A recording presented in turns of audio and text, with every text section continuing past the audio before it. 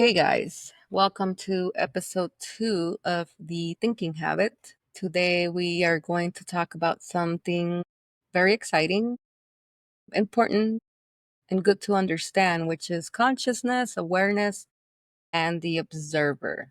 So I have a screen up that I'm sharing with you guys. We're going to be flowing through this mind map over here that explains everything. So we're going to start at number 1, talking about consciousness. And so the key here is that all experiences are arising at that level, a level of number 1, which is consciousness. This refers to consciousness as the ground or space in which everything, every thought, every sensation, emotion, and perception appears, changes, and disappears. Consciousness is not one of your experiences, it's the place they all happen in. Thoughts arise in consciousness, sounds arise in consciousness, pain, joy, hunger, being tired, all these things arise within it. Just like the waves appear on the surface of the ocean, your entire life plays out on the surface of consciousness. So you are not the content of your experience. You are the container, the open space that holds it all. Okay. So think of consciousness as the sky. That's the way I love thinking about it. It's this big, beautiful, open sky. Weather comes and goes. Clouds, you have storms. Some of your clouds are big, beautiful, fluffy clouds. Some of them are small. Sometimes you'll get these big gray clouds. You'll have storms, you'll have sunshine, but the sky is untouched. Your experiences are the weather, and your consciousness is the sky, unchanging, vast, and always here. So we are the sky. Think of it. You are that big, blue, beautiful sky. That's what we are.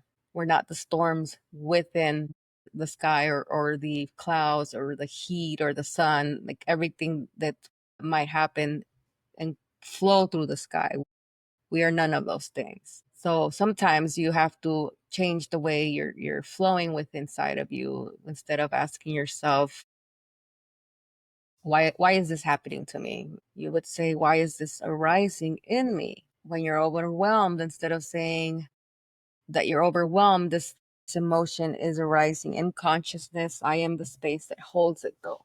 You have to become aware of that, which is number 2, which is awareness. We'll go in a little bit and break that down right now. So if we're going into the movie screen metaphor of consciousness, then you would say that consciousness is like the movie screen. The thoughts, the emotions, the sensations, and identities are like the movie playing on it. The movie screen is pure consciousness itself. It's always there, it's unchanging, it's silent, it's still, it's neutral. No matter what plays on it, it remains untouched. The screen is the screen. Nothing happens to the screen. The movie, the images, the sounds, and the characters, these are all your experiences. This is your mind, your thoughts, your emotions, your body, sensations, stories, memories, identities, all of the contents of consciousness. That would be the movie that's playing on that screen. You are the one watching the movie. You're the observer, the witness. So now we're talking about number 3. This is a stage where you begin to see that you're not the movie, you're the one watching it unfold. And then you can get to realization, which is awareness collapsing into oneness. You see that the screen, the movie, and the one watching it are all made of the same light, awareness itself. There isn't any separation, it's just experience arising.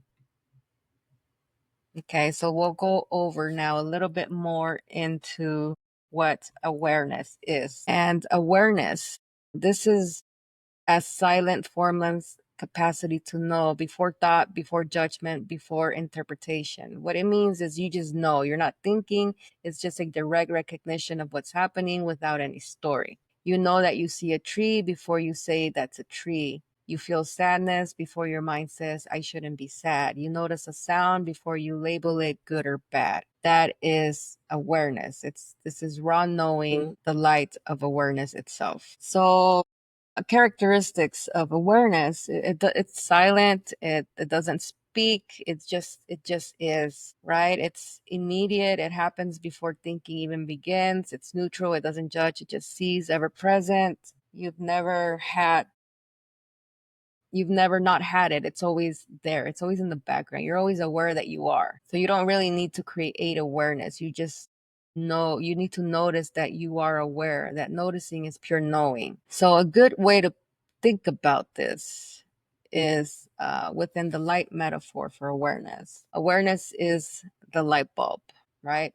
And it doesn't judge what it shines on. It just simply reveals. So if you were to take a spotlight and point the spotlight at something, the spotlight isn't gonna judge what you're pointing its light at. It's just gonna light up, right? It's gonna go on the spotlight and you're gonna light up something. There's no judging of what you're lighting. So just as the light bulb eliminates everything in a room without effort, awareness shines on thoughts, feelings, and sensations, making them known. It doesn't choose sides. It doesn't try to fix, it just sees. So when you rest as awareness, you don't need to stop your thoughts. Just let the light of the presence reveal them without getting lost into them. That's what we're talking about when we talk about awareness. Become aware of what your light is shining on.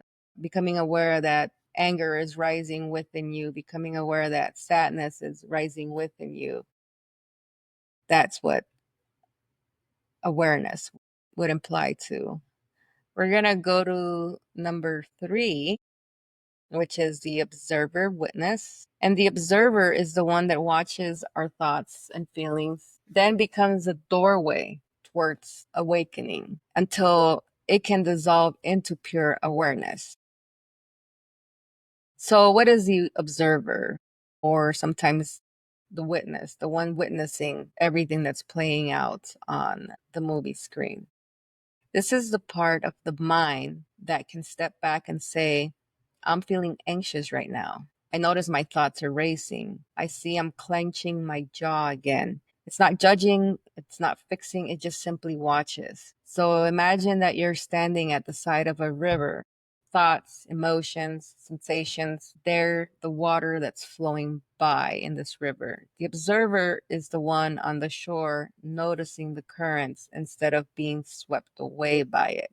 So, why is the observer so important? This is your real step towards freedom and identification. When you observe something, you automatically realize this is something I have, not something I am. You are not the anger, you are the one witnessing anger arise. You are not the sadness, you are the one noticing its texture. You are not the thoughts, you are the one hearing them come and go. And this is really easy to do. You can practice this at any time. You can sit quietly and you can watch each of your thoughts and feelings as they appear. And you can label them. Like if you're just sitting there and you're feeling good, you're gonna say, "Hey, I'm feeling good. I'm feeling joy." So that's how you start being the observer. You start observing what it is that's going through you, and then you let these feelings pass like a cloud in the sky. And when you're angry, your clouds might be gray, right? Full of storms and rain and thunder, but let them just flow. Don't judge them, don't analyze them. You just observe them and then you release them. The clouds sometimes, they'll just fly through the sky and they might be there for a couple hours, but they go through, they disappear. So the observer is still a function of the mind. It's very helpful, but it's temporary. It gives you distance, but it also maintains a subtle sense of separation. I am here watching that over there. At higher stages of awakening, even the sense of I am watching dissolves into spacious being. And there is no more subject to watch, just presence, just awareness, being aware of itself. That's what happens when awareness dissolves. You don't really lose awareness, you just become it. So now we're going to move into number 4, which is life force. This is the observer is the final bridge into the awareness. And once you've crossed that over, You don't just carry the bridge, you stand in truth, and now you're moving into what is life force. And life force is the biological energy that animates the body and supports the expression of consciousness in physical form. So basically, life force, which is called prana in Sanskrit or chi in Chinese medicine, is the subtle energy that moves your breath, pumps your heart, digests your food, activates your senses, animates your body. That is life force, that is prana. It's not just metaphorical, it's real, measurable energy that circulates through biological systems, from electrical signals in the nervous system to oxygen exchange in the lungs. Life force is what makes you alive instead of just a body. So, how does life force support consciousness? Well, consciousness itself is not physical. It exists even before thought or body. But in order for it to express itself in the world, in order for it to express through a voice, through a movement, through a breath, consciousness needs a car, right? A vehicle to be in. That vehicle is your life force system, which is your body, nervous system, heart rhythm, hormonal balance, breath, brain waves. Think of it like electricity and a light bulb. Consciousness is the electricity, life force is the wiring and currents that brings the bulb to life. Mind and body are the bulb that glows. And that's how that works. To support your conscious experience, your life force must be strong, balanced, and clear. Practices that will build life force. Breath work is one of them. Slow nasal breathing, alternating the nostrils, and deep belly breathing. Quality sleep, especially getting into the deep sleep. REM for cellular recovery. Clean food and hydration. Movement's very important. Walking, stretching, jumping, running. Stillness reduces energy leaks from overthinking or stress. And sunlight and grounding. Walking barefoot on the earth would help you ground yourself. So now we're going to move to number 5, stages of self-realization. And self-realization unfolds in 3 natural stages: identification, observation, dissolution into awareness. Each stage brings you closer to living as the true nature, which is consciousness itself. Stage 1 would be the actor identified self. I am my thoughts, decisions, and roles. This is where most people live. Fully identify with the content of the mind and personality. I'm hungry. I'm a failure. I am what they say about me, my mother. I am an employee. I am a helper. I am a victim. I am, a dad. I am a mom. I'm a worker. These are all things that will be happening in stage 1. And so some signs, behavioral signs, when you're in that stage, you're the identified self. You would display reactive behavior. Your triggers are easily turned on, easily triggered, and those triggers dominate your attention fast. Strong attachment to your roles, your validation, and of course, ego identity. Living from memory and survivor patterns. Pretty much living in the past. Suffering feels personal, permanent, and inescapable. We fight to control the world to protect our fragile self image. And a lot of us are stuck in stage 1 for a long time. Some of us figure out that that's what's going on and we can work on moving on to stage 2. But the majority of people stay in stage 1 because it's just easier to continue with what is. But you can move, you can change your life.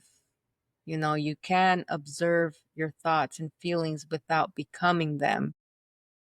When you start doing that at this stage, it marks a radical shift because you begin to create distance between yourself and your mental, emotional content. You don't suppress your pain, you observe it.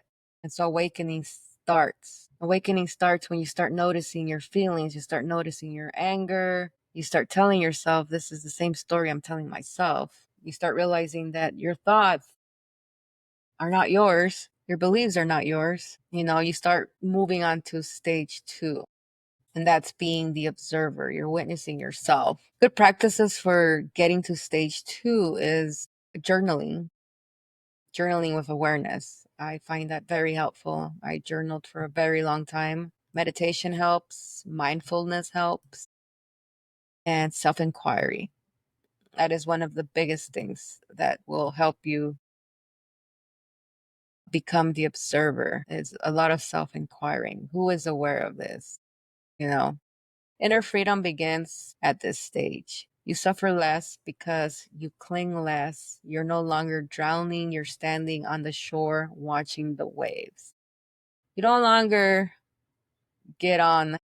It's like being at, at the end of the shore and the river's flowing and it's flowing fast. Those are your emotions, the things that are going on in your life. So if you're on stage one, you're going to literally just jump. It's like literally physically jumping into the water and letting the river drag you down. That you're going to go on this emotional roller coaster that will just drag you down for as long as you allow it to drag you down and you're not even aware of it. At stage two, you no longer do this. At stage two, you no longer jump into the river. You're the one standing back watching it flow. The stage three begins with non dual realization that there's no separate self, there's only awareness. Here, the split between observer and the observed dissolves.